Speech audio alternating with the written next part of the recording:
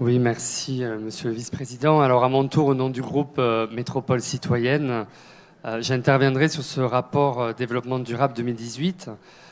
Vous l'avez dit dans votre propos introductif et je vous en remercie, le rapport du GIEC d'octobre 2018 est extrêmement alarmant. Ce que j'ai trouvé dommage, c'est que dans le rapport développement durable qui nous a été justement distribué, cet élément-là d'actualité n'était pas mis en avant.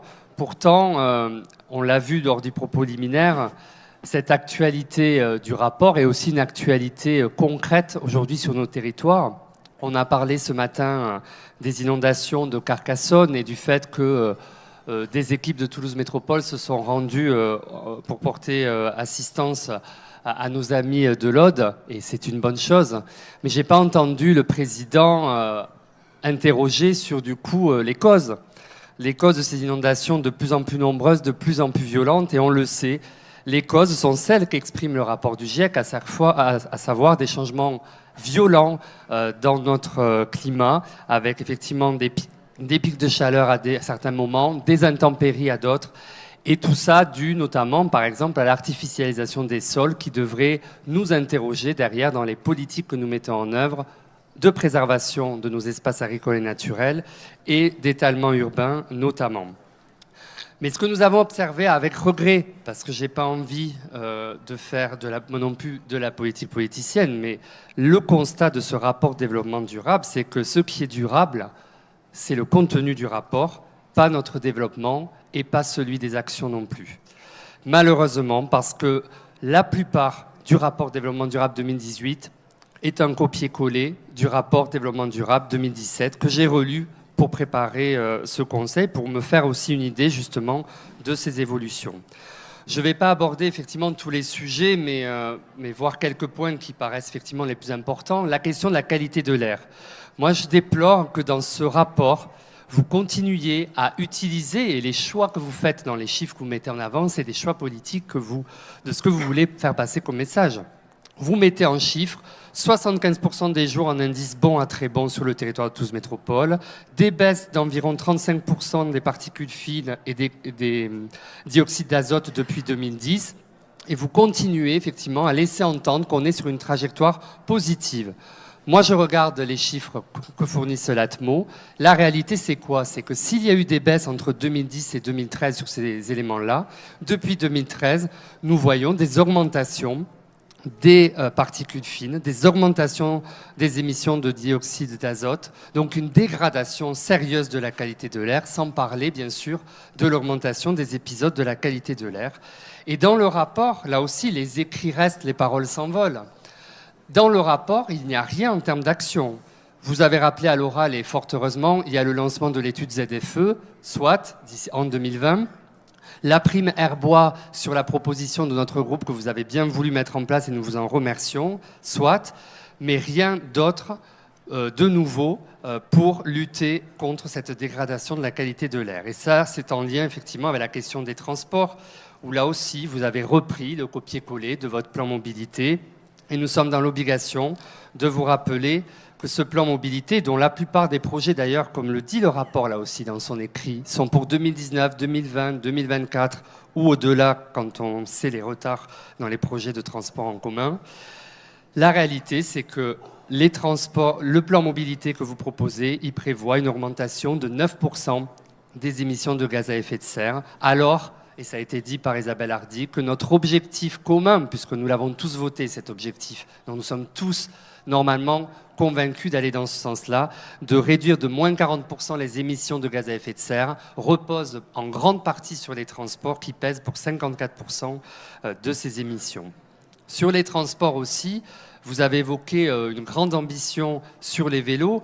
Alors, moi, je m'interroge parce qu'effectivement, on a eu le débat en commission, il y avait eu visiblement une coquille dans le baromètre sur le nombre de kilomètres de réseau cyclable, puisque dans ce qui nous avait été donné, on avait un chiffre en diminution de 10 km, donc on pouvait quand même espérer que vous n'ayez pas supprimé des pistes cyclables. Ça n'est effectivement pas le cas, puisque dans le nouveau rapport que vous nous avez distribué, vous évoquez effectivement une augmentation de ce nombre de modeste de 4 km entre 2016 et 2017.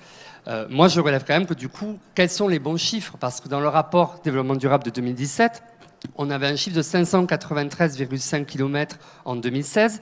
Dans votre nouveau rapport du baromètre, on est retombé en 2016 à 579 pour être à 583. Donc là, j'interroge aussi, du coup, la crédibilité aujourd'hui des indicateurs qui nous sont fournis. Pourtant, j'y reviendrai à la fin, les indicateurs, ça reste le seul objectif que nous pouvons évaluer. Et vous avez insisté, à juste titre, sur la nécessité d'évaluer nos politiques.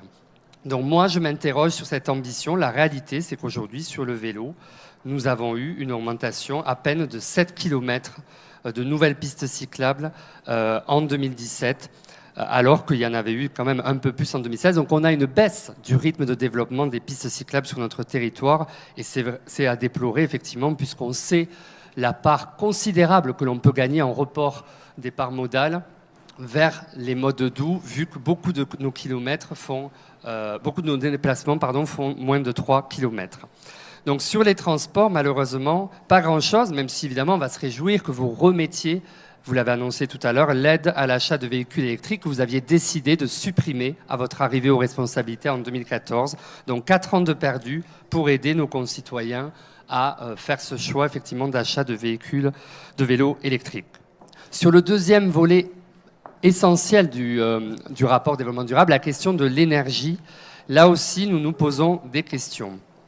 Puisque j'ai bien analysé la différence entre le rapport développement durable 2017 et celui de cette année, et moi j'observe effectivement rien de nouveau, à part quelques projets, je vais y revenir, d'énergie renouvelable, qui est un élément qu'on souligne en positif dans l'action qui est menée aujourd'hui. Mais je l'ai déjà exprimé l'année dernière, et on le redit cette année, la sobriété et l'efficacité, c'est 2/3 des investissements que nous devrions porter pour engager la transition énergétique. Or là-dessus, nous observons qu'a disparu à différents endroits du rapport, dans les écrits, encore une fois, les écrits restent, les paroles s'envolent, la plateforme de rénovation de l'habitat privé. Vous avez réaffirmé à l'oral que vous la réétudiez. Je vous rappelle simplement que dans le rapport de l'an dernier, ça faisait déjà plus d'1 an qu'elle était à l'étude. Donc 2016 études, 2017 études, vous nous annoncez pour 2018 1 an de plus d'études. Pour moi, c'est l'annonce d'un projet qui n'aboutira peut-être qu'après 2020, j'imagine, comme beaucoup de projets que vous annoncez aujourd'hui. Donc nous nous inquiétons de cela parce que pour nous, c'est un axe majeur d'action que d'agir pour l'efficacité et d'accompagner les concitoyens au-delà de l'espace info-énergie qui existe aujourd'hui sur le territoire et dont nous saluons bien sûr la poursuite de son existence dans l'attente d'outils un peu plus conséquents pour changer aussi de dimension. Enfin, sur nature et agriculture, là aussi, je m'en tiendrai au baromètre du développement durable. Vous l'avez dit vous-même encore une fois, ce qui compte, c'est l'évaluation. Moi, j'observe que depuis 3 ans, la surface agricole cultivée en hectares n'a pas bougé d'1 seul hectare. Ça veut dire que dans notre potentiel de développement de l'agriculture périurbaine, on sait qu'on a 25% d'espace naturel agricole, on n'a pas réussi à gagner 1 seul hectare nouveau pour l'agriculture périurbaine. Et là-dessus, là aussi, dans la partie agricole, moi j'observe un copier-coller de toutes les actions qui datent de l'ancien mandat, dont même certaines, on nous a dit l'an dernier qu'elles étaient en œuvre, mais elles ne le sont toujours pas cette année. Je pense à la ferme de Salsas.